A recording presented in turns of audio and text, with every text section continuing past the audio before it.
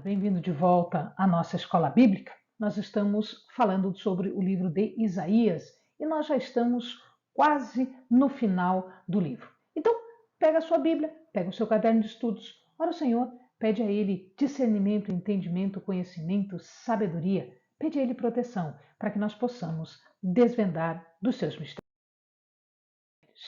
Nós já estamos na última parte, nos aproximando do capítulo 66.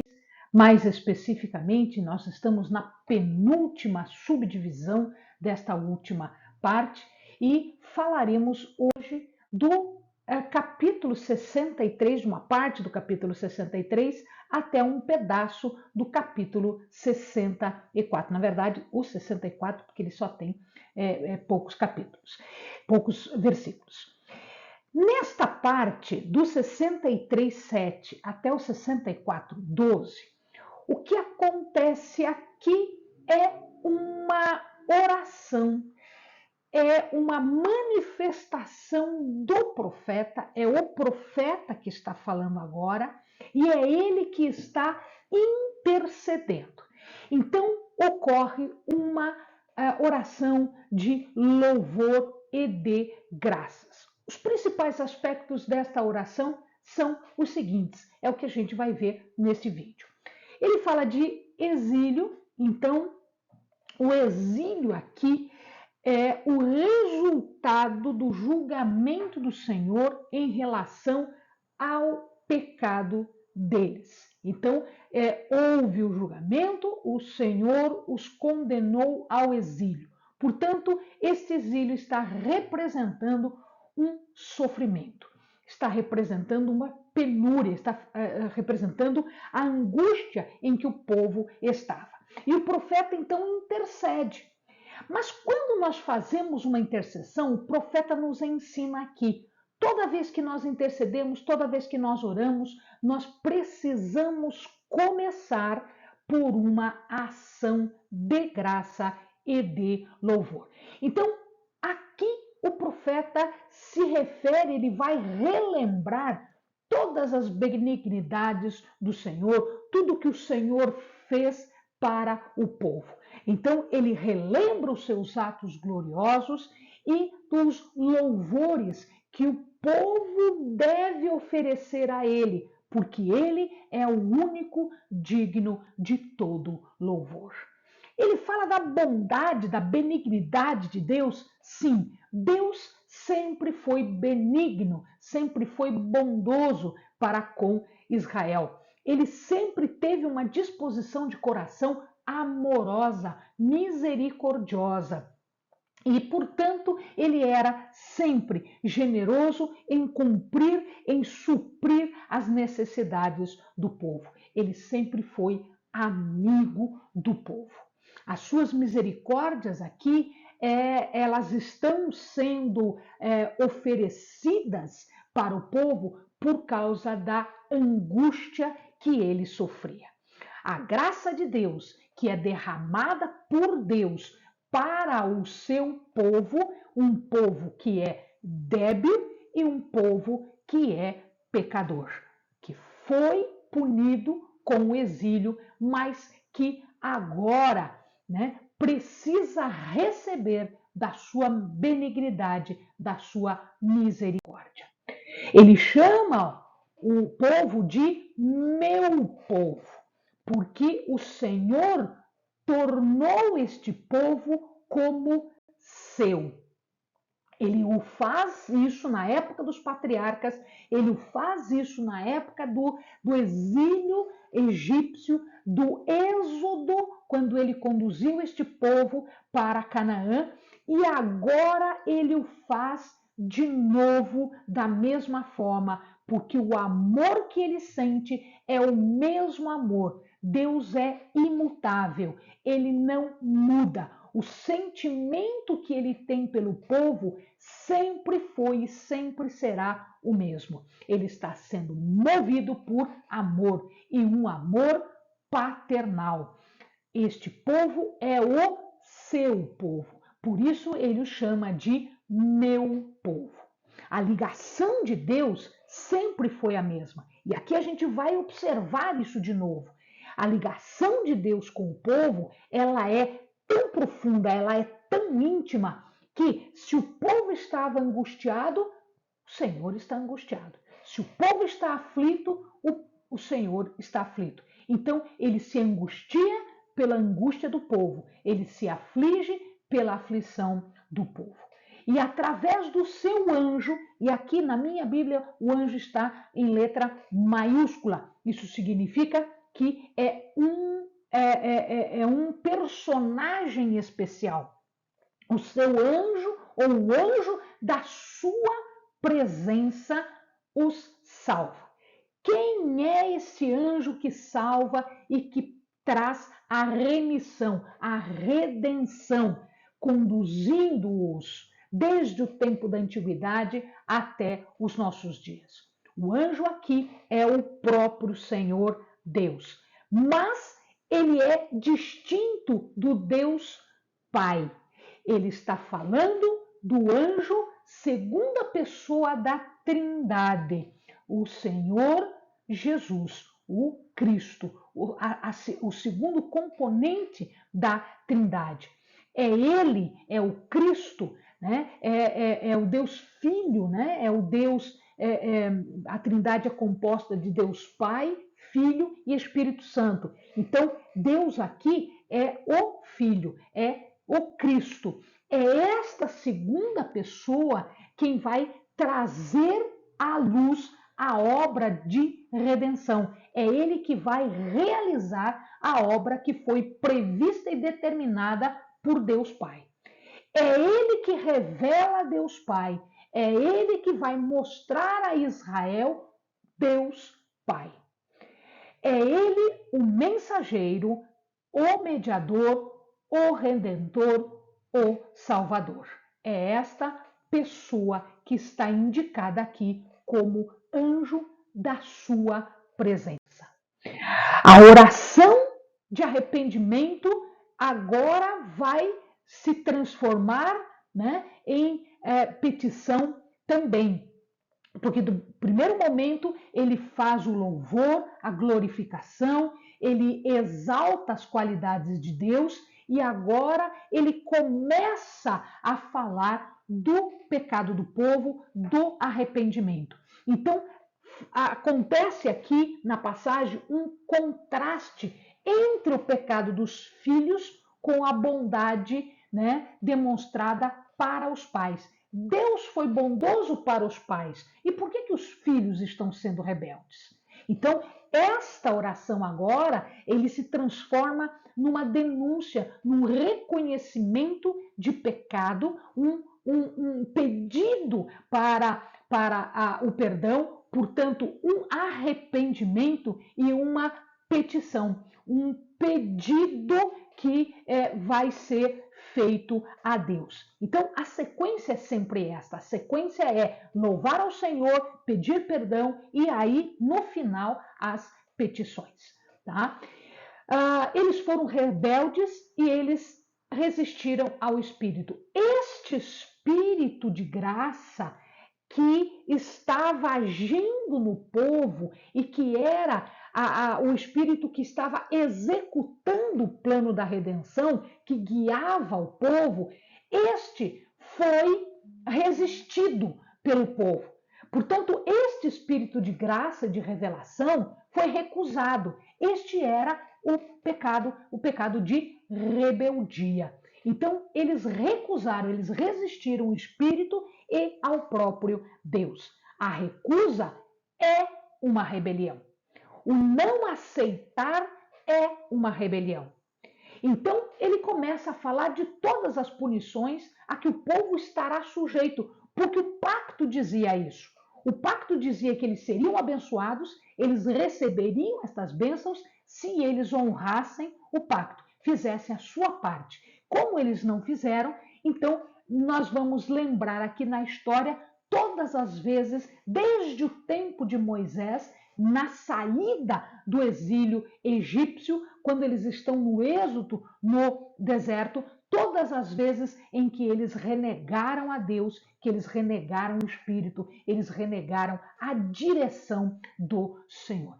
Até o momento em que eles são levados para o exílio com a destruição da cidade de Jerusalém. E eles vão ser deportados, então, como punição pelo seu pecado, serão deportados para a Babilônia. Então ele está relembrando todas as vezes em que fizeram mal, todas as vezes em que foram ruins, ímpios, e todas as vezes em que o Senhor teve que se levantar para uma correção do seu povo.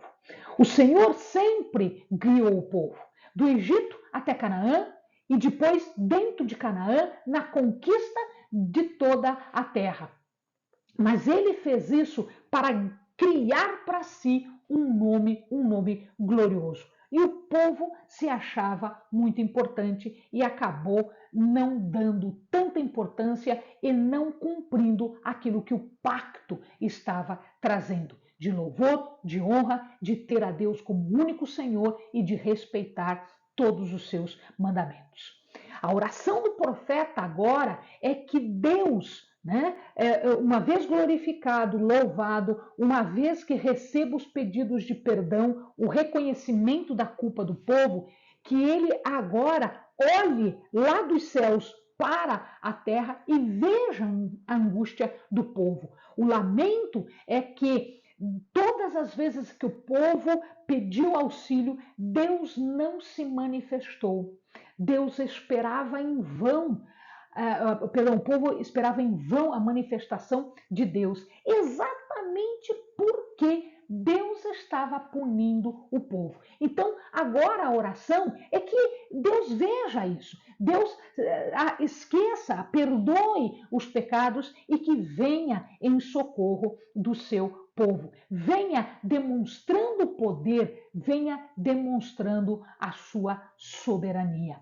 A partir da ternura, do amor e das misericórdias que o povo sempre teve e que depois do pecado lhe foram retiradas. Então, o que o profeta está dizendo é: nos perdoa, volta para nós, volta em misericórdia, volta em ternura, volta em amor e nos perdoa e nos abençoa.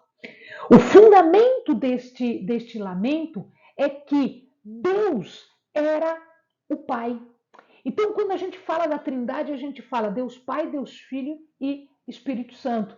Então, este Deus que era Pai e que se comportou até agora como Pai, é a Ele que se clama, que se lamenta, que se pede para que haja, para que se manifeste. Ele, como Pai, como Redentor. Em outras palavras, o profeta está apelando para o amor e a misericórdia de Deus. E é o amor e a misericórdia de Deus que não nos deixa ser destruídos. É esta misericórdia, esse amor que se renova toda manhã em relação a Deus para conosco. Ele pede a Deus para voltar, volte a habitar, venha no meio do povo, fica conosco, por amor de nós, por amor do teu próprio nome.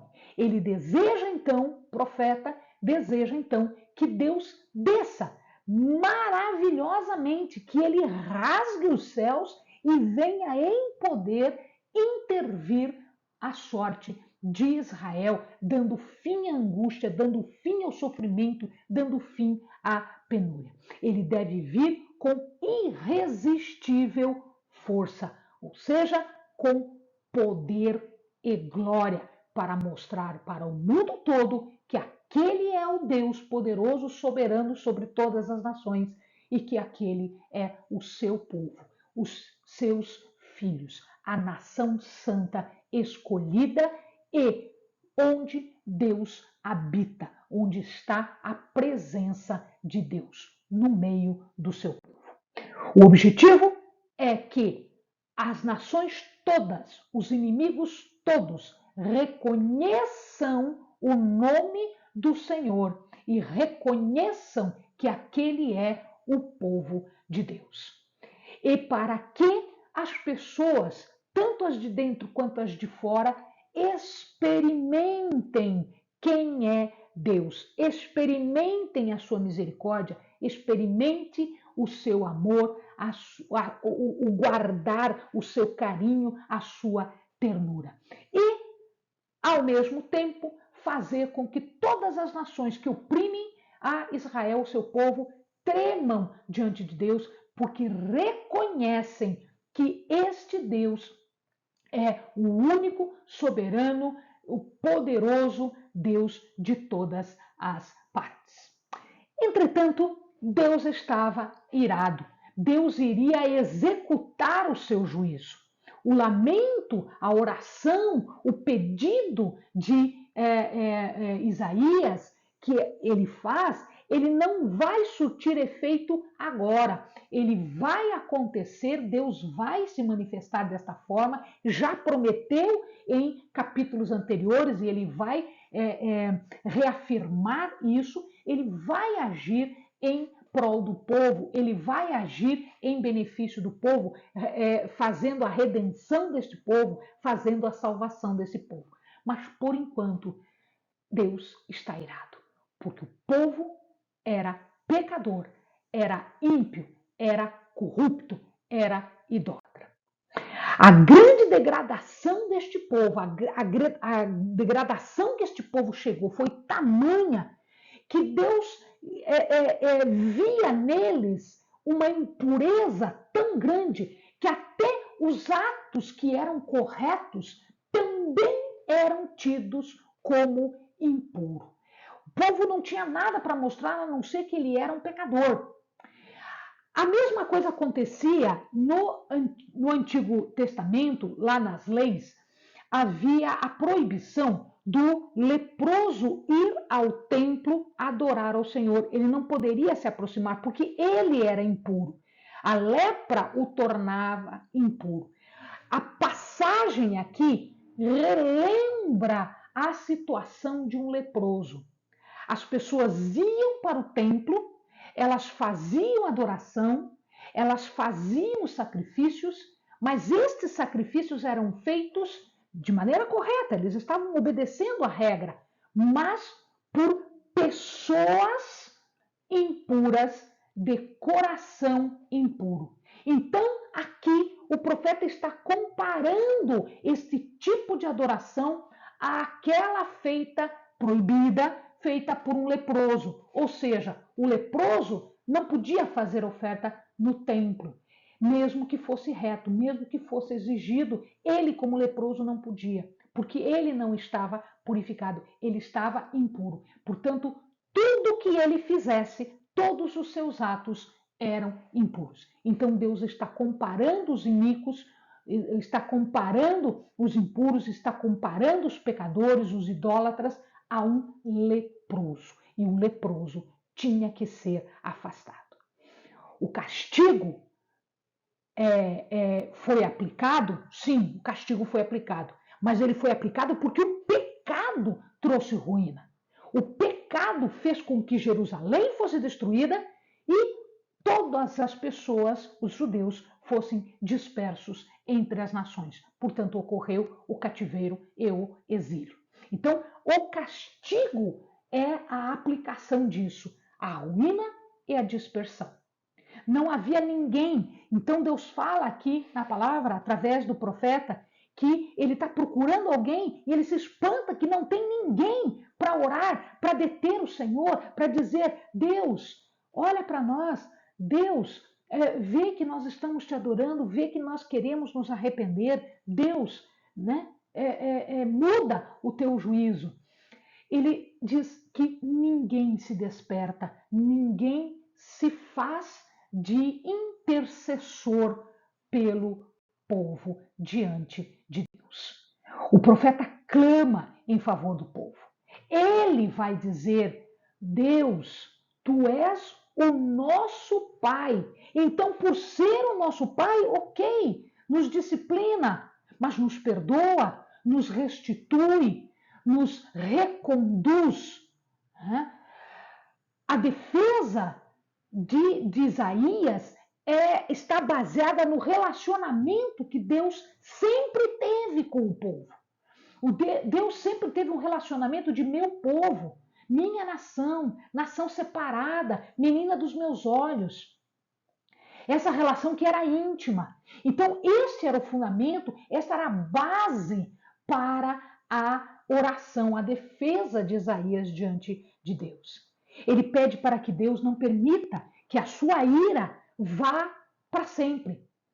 Ele pede que a sua ira seja diminuída, para que o povo não desapareça, para que a sua ira se diminua de tal forma que ele ainda enxergue o povo, porque senão nada sobrará, porque senão nada restará, porque o castigo de tudo aquilo é a morte.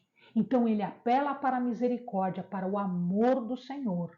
Então, quando nós estamos errados, quando nós estamos desviados, nós estamos à mercê de uma punição, de um castigo? Sim, porque é pecado. Mas quando nós apelamos para o amor e a misericórdia de Deus, e agora nós temos uma vantagem, porque nós apelamos para também o sangue derramado de Cristo por nós. Então, neste sentido é que o profeta apela. A oração, ela termina perguntando: Deus, depois de tudo isso, Deus, quando o Senhor se manifestar como Pai, ainda haverá castigo ou haverá solução para nós? Eu quero terminar este vídeo com uma passagem que está no verso 4. Desde a antiguidade, meu irmão, não se ouviu, nem com o ouvido se percebeu, nem com os olhos se viu um Deus além do nosso Deus, além de ti, diz a palavra de Deus, né? Que trabalhe para aqueles que nele esperam. Por pior que seja a situação, Isaías se humilhou diante de Deus, pediu misericórdia, pediu perdão, se arrependeu pelo povo, né? Se humilhou diante de Deus e pediu um tratamento diferente.